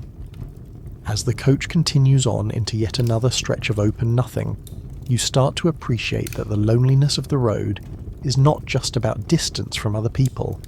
It is about being at the mercy of the land, knowing that your comfort, your safety, and even your survival depend on a fragile system of wheels, horses, and waypoints strung out across an unforgiving world. And while the emptiness might feel vast enough to swallow the journey whole, the real danger sometimes came in smaller, more concentrated forms, the sudden bursts of chaos that could erupt when the trail itself turned against you. The stagecoach trail could lull you into thinking that the worst was monotony, and then without warning it would remind you that the land had teeth. Natural hazards were part of every route, and while drivers were skilled at navigating them, there was always the possibility that one wrong judgment or an unlucky shift in the earth could turn a routine mile into a fight to keep the coach upright and the passengers inside it. Flash floods were among the most feared hazards, especially in the desert and mountain regions. The ground in these areas often absorbed little water, so a heavy rain upstream could send a sudden wall of water rushing down dry creek beds without warning. The driver might see nothing but a clear crossing ahead, only to have the water arrive in a churning brown surge before the horses reach the other side. Historical accounts tell of stagecoaches being caught midstream, the wheels sinking into soft mud as the current pushed hard against the frame. If the horses panicked, the danger multiplied, and passengers could be ordered out to scramble for higher ground while the driver fought to save the team. Landslides were another threat, particularly in the mountainous west. Roads carved into steep hillsides were vulnerable to shifts in rock and soil, especially after heavy rain or snowmelt. A section of road could vanish overnight, leaving a gaping gap where the trail used to be. Even small slides could scatter enough debris to make passage dangerous. Drivers carried shovels for just such occasions, and passengers sometimes found themselves drafted into clearing rocks before the coach could move on. In some cases, a temporary bypass would be carved into the slope itself, a narrow nerve-testing detour with a sheer drop on one side. In forested regions, fallen trees could block the road without warning. Lightning strikes, windstorms, or even simple decay could bring a trunk crashing down across the path. Removing such an obstacle required teamwork, brute strength, and sometimes the use of the stage's own harness chains to drag the timber aside. Horses stood sweating in their traces while passengers and driver worked side by side, their boots sinking into mud or pine needles as they strained against the weight. Seasonal changes brought their own set of obstacles. In spring, melting snow turned mountain trails into slippery tracks of slush, where each step of the horses risked sliding. In autumn, early snows could catch travellers off guard, covering the road and hiding hazards underneath. Ice on inclines was especially treacherous, forcing drivers to slow to a crawl, while passengers clung to whatever they could to stay in their seats. Even in apparently safe conditions, the terrain could still surprise you. Prairie dog holes, invisible in tall grass, could trip a horse mid-gallop, sending a jolt through the coach as the animal stumbled. Dry riverbeds sometimes hid deep sand that sucked at the wheels, requiring the horses to strain until their sides heaved. On rocky ground, a sharp stone could crack a wheel rim or throw a shoe from a horse, bringing the coach to an unscheduled stop in the middle of nowhere. Wildfires were a less common but deeply unsettling hazard. In dry seasons, a lightning strike or careless campfire could ignite the grasslands, and strong winds could push flames toward the trail with terrifying speed. Drivers who spotted smoke on the horizon had to judge whether they could outrun the fire or whether it was safer to stop and take shelter in cleared ground. The decision had to be made quickly, and passengers often had no choice but to trust the driver's instinct. On certain routes, high winds created problems beyond discomfort. Gusts strong enough to tilt the coach could make narrow mountain paths even more dangerous. Dust carried by the wind could blind both horses and driver, reducing visibility to a few feet. In these conditions, progress slowed to a crawl, and the air inside the coach filled with fine grit until it felt as though you were breathing the trail itself. These hazards were not just physical dangers, they disrupted schedules, forced unplanned stops, and frayed tempers. Every delay meant the horses had to be managed carefully to conserve their strength. Passengers had to ration their food and water, and the driver had to decide whether pressing on was worth the risk. Stagecoach companies prided themselves on reliability, but reliability in the West often meant finding ways to survive whatever the road threw at you, not avoiding it entirely. Travellers knew that these hazards were part of the deal, yet that knowledge did little to make the moment less alarming when it happened. A coach leaning too far toward a drop, water rushing past your boots as you stand midstream, the groan of the earth giving way under the wheels. These were experiences that stayed with people long after they reached their destination. They were reminders that in the Wild West, the road itself was never fully tamed. And as the coach carried on, bouncing and swaying as though nothing had happened, The passengers inside knew that the land was not finished with them yet. There was still the matter of the waypoints ahead, those relay stations that promised brief respite but often delivered their own unique blend of hardship, surprise, and barely adequate comfort. Relay stations are the lifeline of the Stagecoach route, the only places where the relentless motion briefly stops and passengers can touch solid ground without the intention of running for their lives. They are spaced with the logic of horse endurance, not human comfort, usually 10 to 15 miles apart in average terrain, shorter in mountains or deserts where the animals tire faster. These stations exist for one purpose: to swap out the exhausted team for fresh horses and get the coach moving again as quickly as possible. Everything else that happens there is secondary. From the outside, a relay station rarely matches the romantic image painted in storybooks. In much of the West, it is nothing more than a low wooden building with a corral, a shed for tack and tools, and perhaps a small stable. The ground is worn down to packed dirt, and the air smells of hay, manure, and whatever is cooking on the station keeper's stove. Sometimes that cooking smell is encouraging, other times it is a warning. The horse change is a performance of efficiency. As the coach approaches, the stable hands are already moving, unfastening harness buckles and unhitching traces before the vehicle has fully stopped. The tired team is led away, their sides heaving, while fresh horses are brought forward, ears twitching and nostrils flaring. The harness is swapped, the traces are reattached, and the driver climbs back up. If the station crew is skilled, the whole process can take less than 5 minutes. For passengers, those few minutes are a precious opportunity to stretch legs and breathe fresh air, though fresh is a relative term when standing near a corral. People step down stiffly, rolling their shoulders and stamping their feet to bring life back into them. Some take the chance to refill canteens, others to adjust their clothing or shake dust from their coats. Those who need more privacy for personal matters often disappear behind the station or into the nearest clump of bushes, hoping to finish before the driver calls them back. In some stations there is food for passengers, though this depends on location and resources. In more developed areas, you might get bread, beans, coffee, or even meat if there is time to cook.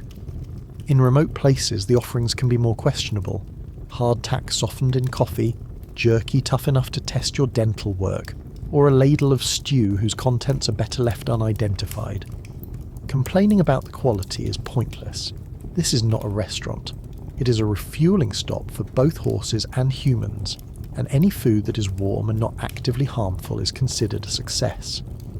Lodging at relay stations is rare, and when it exists it is not luxurious. These stations are not meant for long stays.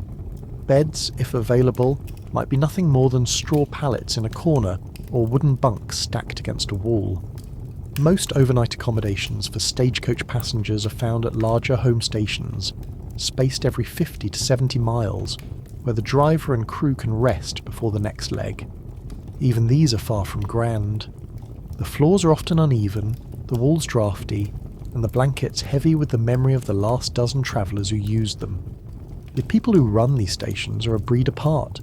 Station keepers live in isolation for weeks or months, responsible for feeding and caring for the horses, maintaining the building, and keeping supplies stocked. Many are former drivers or riders who understand the demands of the road. They are practical, direct, and rarely waste words. Their world is measured in the rhythm of arriving and departing coaches, the endless cycle of teams coming in tired and leaving fresh. Some stations are known along the route for their hospitality, others for their lack of it. A good station is clean, efficient, and stocked with food and water.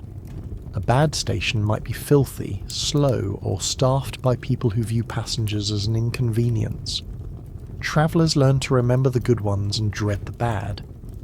Wells Fargo, Butterfield, and other major stage lines tried to enforce standards, but the vast distances and the realities of frontier life meant that quality varied widely. Security at stations was always a concern. Strongboxes and mailbags often changed hands here, making them tempting targets for thieves. Some stations were built like small forts, with thick walls and few windows ready to be defended if necessary.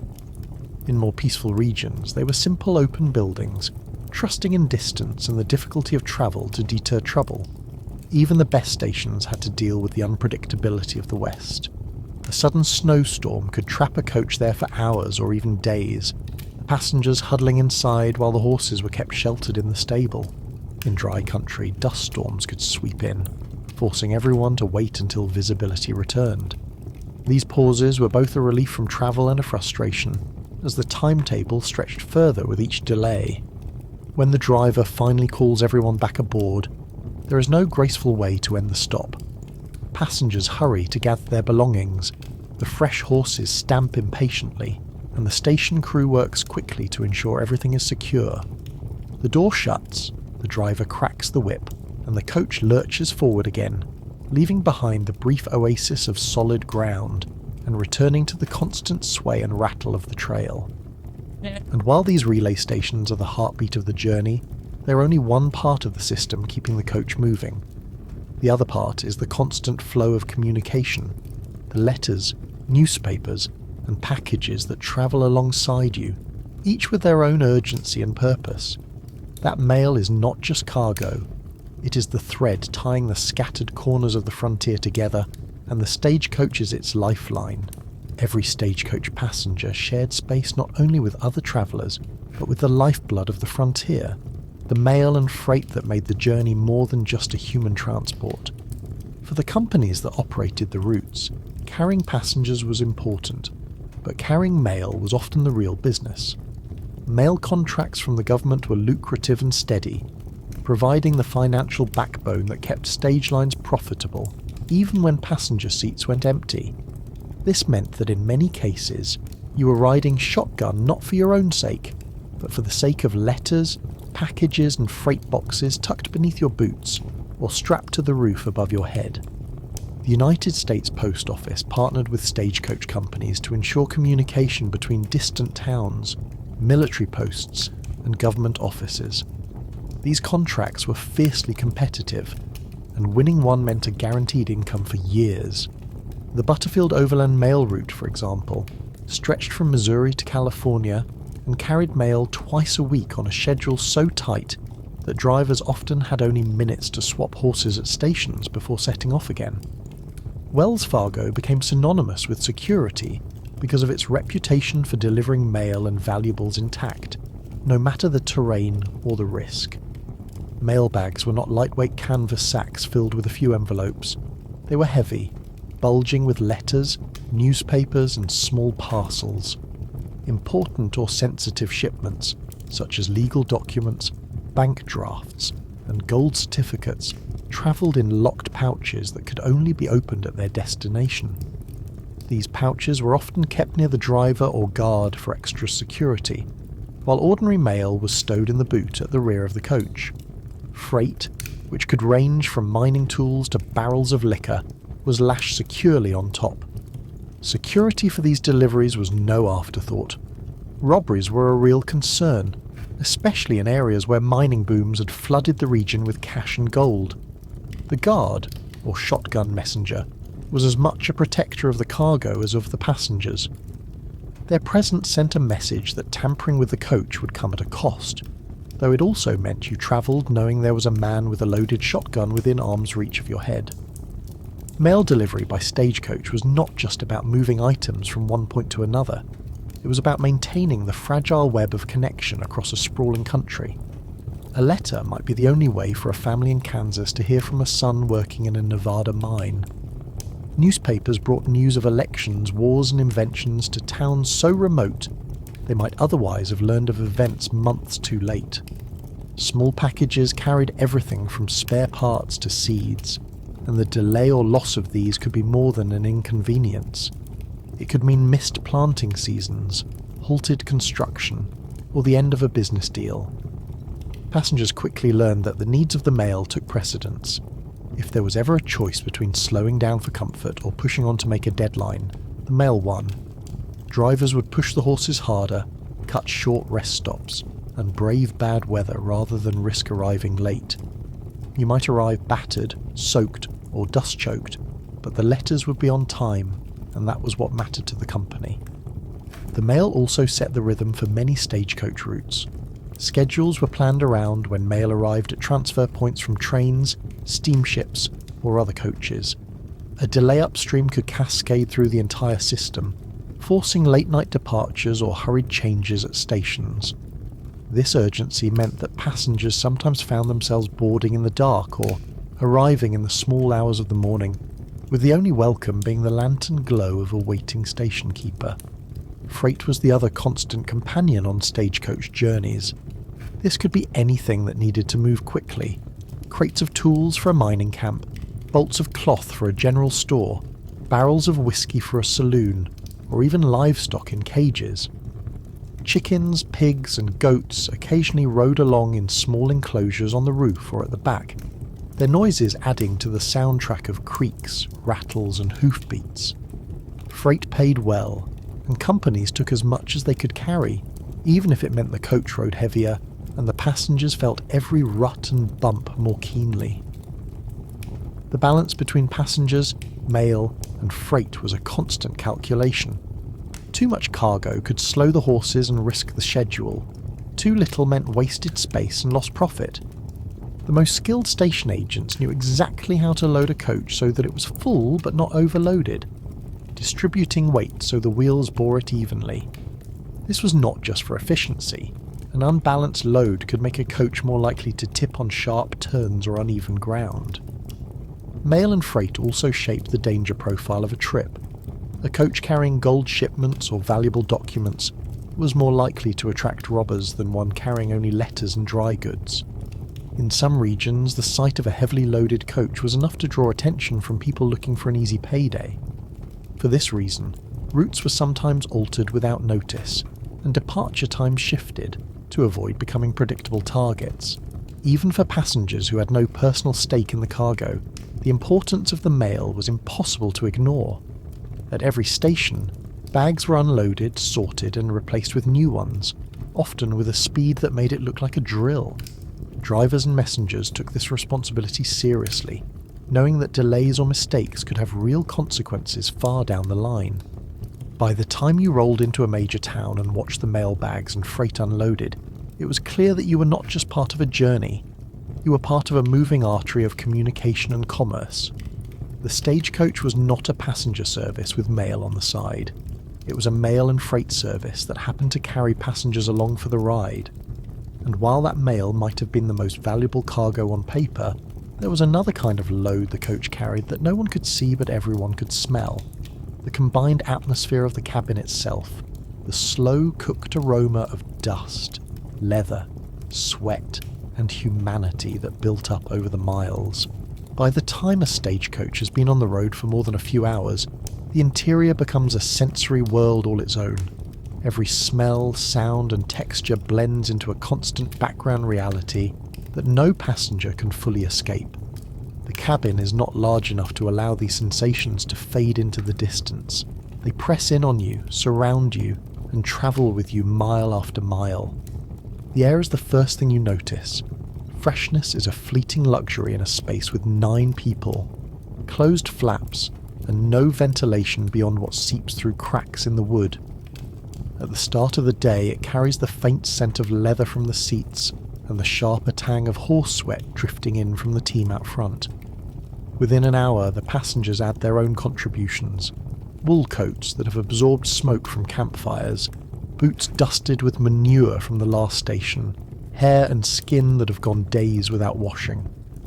In the 19th century, bathing was a rare event on the road, and deodorant was decades away from invention, so whatever aroma a person brought on board was likely to remain with them for the duration. The scent of dust is constant. It creeps in through seams and windows, settles on clothing, and rides the back of your throat until you can taste it. In dry regions, the dust is fine and powdery, coating everything evenly. In wetter regions, it becomes clumps of mud that cling to boots and drop off in the aisle, releasing an earthy smell that mixes with everything else. If rain has fallen, the cabin gains the damp, slightly sour scent of wet wool as passengers' coats steam in the enclosed space. Food adds its own layer to this sensory stew. Passengers bring provisions that range from the practical to the questionable.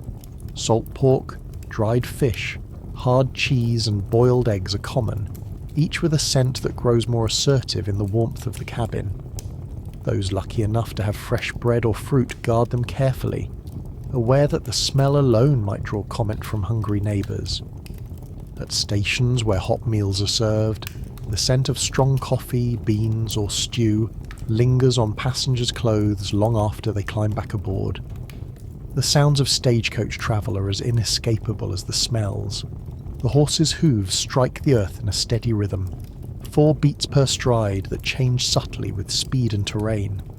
The wheels clatter over rocks and rattle through ruts, a constant percussion that vibrates through the floor and into your feet. Leather harness straps creak with each movement of the team, and the driver's voice rises now and then in commands or encouragement. Inside, the sounds are closer and more personal. The shifting of bodies, the rustle of clothing, the thump of boots against the bench as someone adjusts their seat. Conversations rise and fall, sometimes fading into murmurs, sometimes swelling into lively exchanges that fill the cabin. Laughter, coughing, and the occasional sneeze punctuate the rhythm of the ride. Snoring is inevitable when fatigue overtakes a passenger, and it often competes with the clatter of the coach for dominance. If livestock are riding in the freight section, their bleats or clucks add to the mix, and on windy days, the sound of air whistling through gaps in the wood becomes a constant backdrop. Textures are part of the experience too, though they are less obvious until discomfort draws attention to them. The seats, no matter how padded, are firm enough to leave you shifting regularly. The backs are either upright or absent, forcing you to maintain your own posture or lean on your fellow passengers. The floorboards beneath your feet are solid but uneven, and they transmit every vibration from the wheels. Clothing rubs against clothing in the tight quarters, and you become uncomfortably aware of seams, buttons and buckles that dig into your sides. The motion of the coach is a texture in itself, a constant rocking that varies from gentle sways to bone-rattling jolts. On smooth stretches, it can almost lull you into relaxation, but such stretches are rare. More often, the ride is a series of unpredictable shifts that jostle heads, elbows and knees into each other.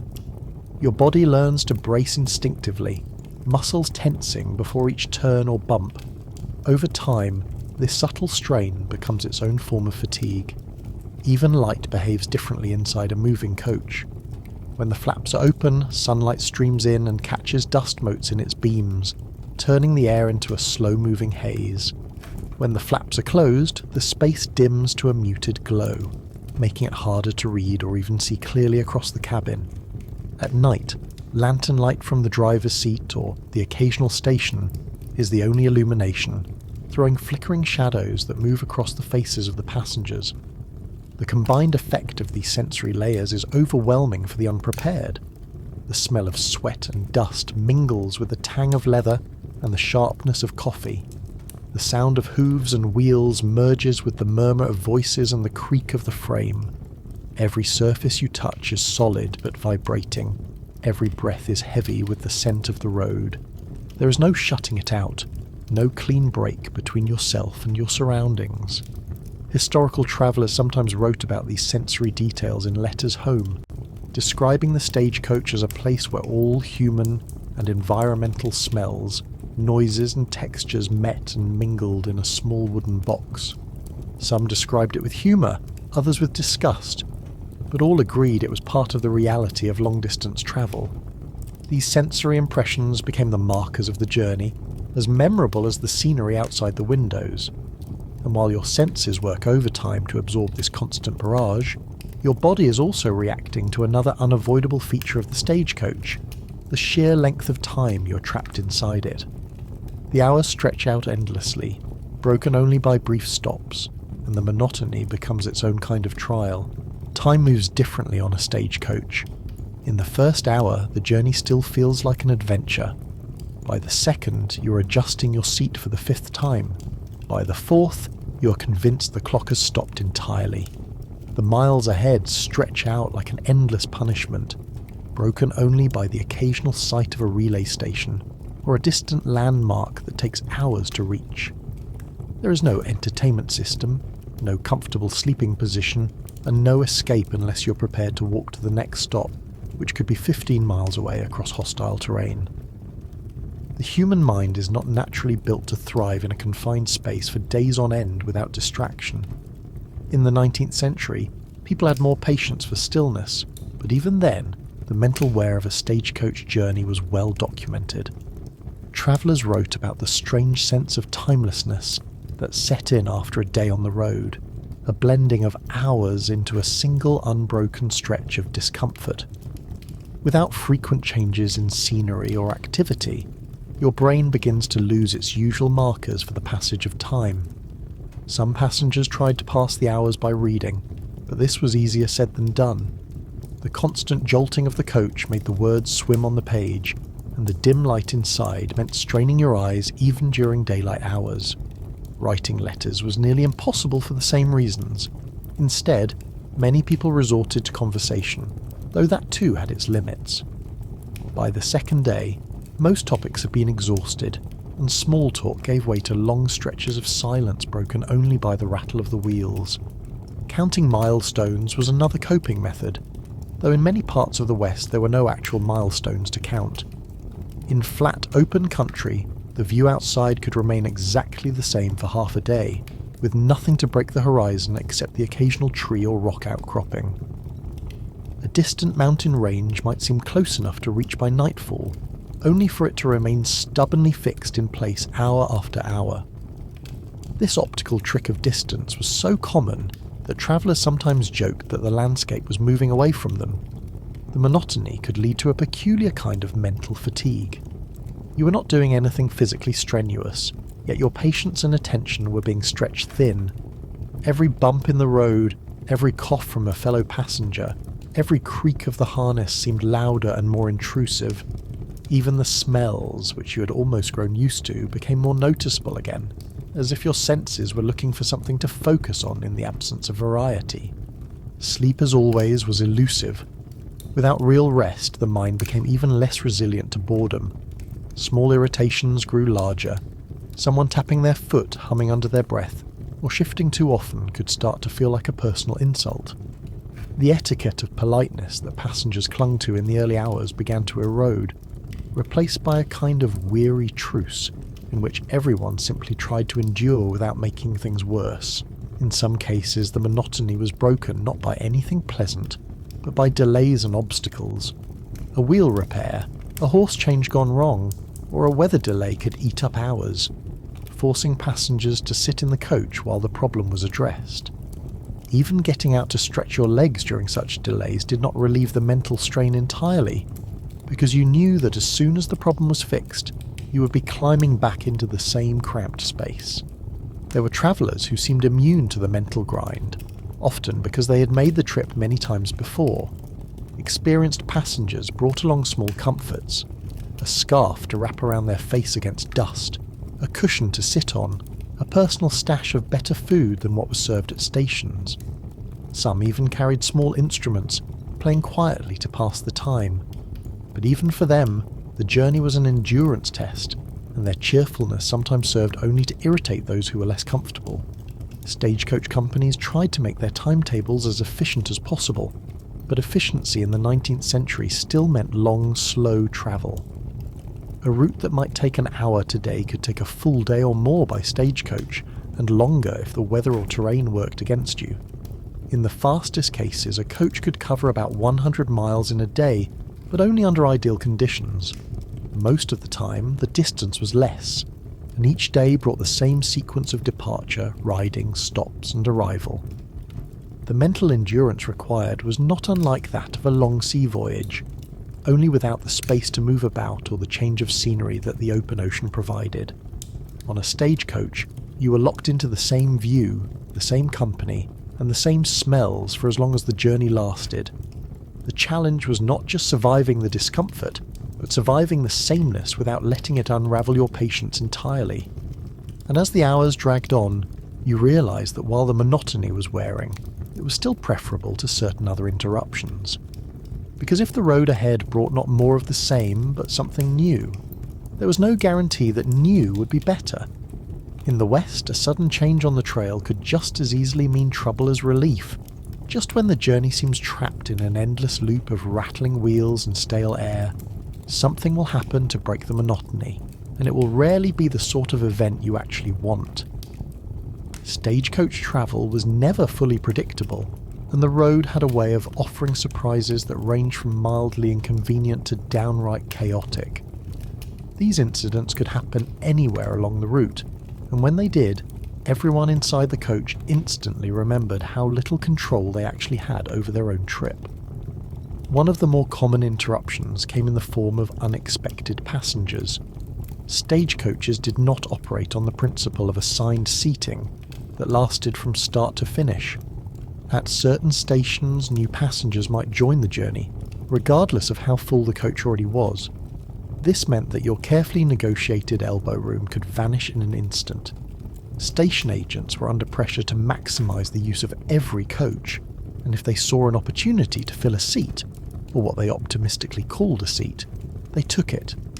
On crowded routes, this sometimes meant 12 or more people crammed into a space built for 9, with extra riders perched on top or clinging to the rear platform. Then there were the unplanned stops caused by livestock on the road. Out in cattle country, a herd might wander onto the trail and take their time moving off it. Cows and oxen had no respect for schedules, and the driver could do little more than shout and wait while the animals stared back with slow, chewing indifference. In sheep-raising areas, it was not unusual for an entire flock to block the way, their bleating filling the air until the herder guided them aside. Even smaller animals could halt progress if they startled the horses. Dogs, goats, or a particularly bold pig could send the team sidestepping or slowing until the road was clear again. Wild animal encounters were rarer but far more memorable. In the plains and foothills, antelope might dash across the trail in a blur, while in more remote regions the driver might halt briefly to allow a bear or moose to wander out of the way.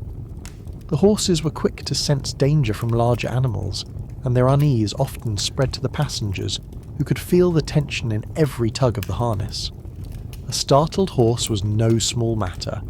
If one bolted, the whole team could be thrown into chaos, forcing the driver to wrestle them back into control before the coach swerved off the road. Human interruptions were their own category. In some regions, local ranchers or settlers would flag down the coach to send a letter, receive a package, or simply catch a ride to the next station. These roadside exchanges might last only a few minutes, but they broke the rhythm of the journey and reminded everyone that the stagecoach was more than just a point-to-point passenger service. It was also a moving post office, delivery truck, and occasional emergency transport. Weather could also turn into an abrupt event rather than a slow-building obstacle. A sudden squall might whip dust into the air so thick that the driver could barely see ahead, forcing a pause until it cleared. Lightning striking nearby could spook the horses, causing a tense few minutes until they calmed. Even heavy wind could create a hazard on exposed ridges, pushing against the coach hard enough to make passengers lean unconsciously toward the uphill side, as if their combined weight could keep it steady. Occasionally the road itself presented surprises in the form of damage that had not been there on the last trip. A rainstorm might have washed out a section, leaving a deep rut or even a gap. Fallen branches, fresh rock slides, or sudden sinkholes meant the driver had to decide whether to attempt a risky crossing or backtrack to find a detour. Both choices added time, and both left passengers bracing for whatever came next. Sometimes the interruption came from inside the coach. Illness was a constant risk in such close quarters, and it only took one passenger succumbing to motion sickness or a poorly timed meal to disrupt the ride. Without modern conveniences like sealed bags or air freshener, the aftermath was simply another part of the sensory atmosphere until the next stop. Coughing fits, sneezing, and the occasional fainting spell also forced brief halts, especially in the heat of summer when the interior could become stifling. More dramatic were the occasional encounters with armed riders. While actual robberies were far from an everyday occurrence, the sight of unknown horsemen approaching at speed was enough to put everyone on edge. Drivers and guards had to quickly assess whether the newcomers were simply passing, or intended to stop the coach. Even if nothing came of it, the tension lingered afterward, and the passengers would find themselves glancing back over their shoulders for the next hour. Each of these interruptions had its own effect on the passengers' patience. A brief delay could be shrugged off, but when delays stacked up, a herd here, a weather pause there, a new passenger boarding in the middle of the night, the schedule stretched thin and tempers followed. Stagecoach companies prided themselves on speed, but speed was a relative term in the West, and a fast arrival might still mean you were late by modern standards. Yet no matter what caused the pause or slowdown, the moment it ended was always the same. The driver would call out, the horses would lunge forward, and the coach would settle back into its familiar rhythm of swaying, rattling, and jostling down the trail. And as the miles resumed their slow crawl, you would realise there was only one thing left between you and your destination, the final stretch of the route, which carried its own special mix of anticipation, discomfort, and the kind of relief that only comes when a long ordeal is about to end. By the time the stagecoach neared the final leg of its journey, the mood inside was a strange mixture of relief, exhaustion, and the dawning realization that reaching the destination did not necessarily mean comfort. Long-distance stagecoach travel in the Wild West was rarely about arriving refreshed. It was about arriving intact, and even that could feel like a minor miracle after days of cramped quarters, unpredictable delays, and the steady assault of road conditions that seemed designed to test the human spine. The last stretch of the route was often deceptively long. In theory, the closer you were to your destination, the smoother the road should be, but that was a modern assumption. In the 19th century West, towns were frequently built in places that were convenient for trade or resources, but not necessarily for easy access. That meant the approach to a settlement might involve climbing through rocky terrain, crossing creeks swollen from recent rains, or picking a careful path along a rutted trail that looked like it had been carved by oxen decades earlier and never improved. The coach could slow to a crawl in these final miles, and passengers who had been silently counting down the hours might find themselves counting the minutes in painful increments instead. Arrival rituals began even before the town came into view. The driver, aware that the finish line was near, might straighten his posture and call out to the guard or any riders accompanying the coach. Passengers began shifting in their seats, smoothing clothes that had been wrinkled into submission, and brushing away the dust that had settled on every visible surface.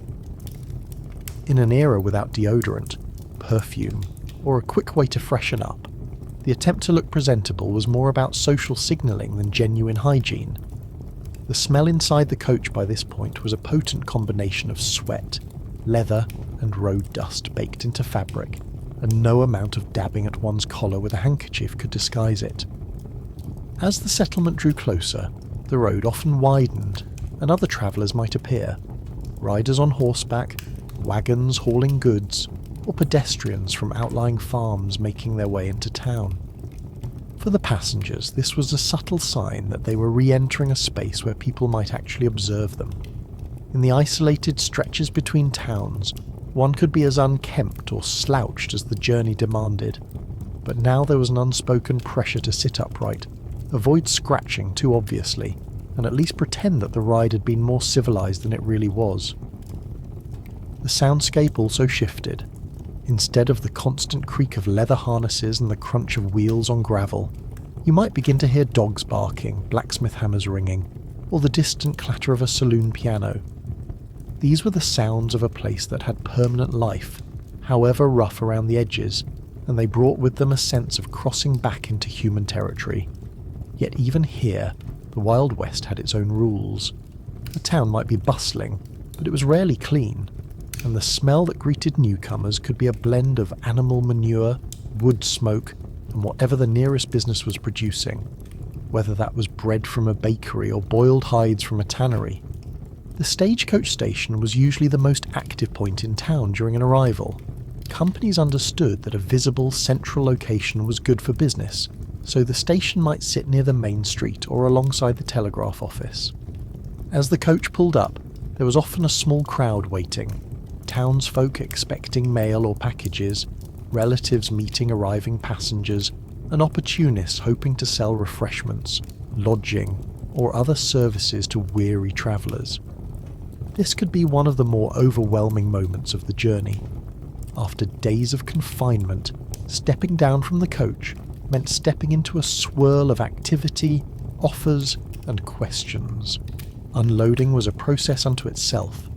The guard or station hands would begin removing luggage from the boot or roof, calling out names or destinations if tags were attached. In an age before modern baggage systems, the risk of mix-ups was constant, and many travellers kept their most valuable belongings on their person for this reason.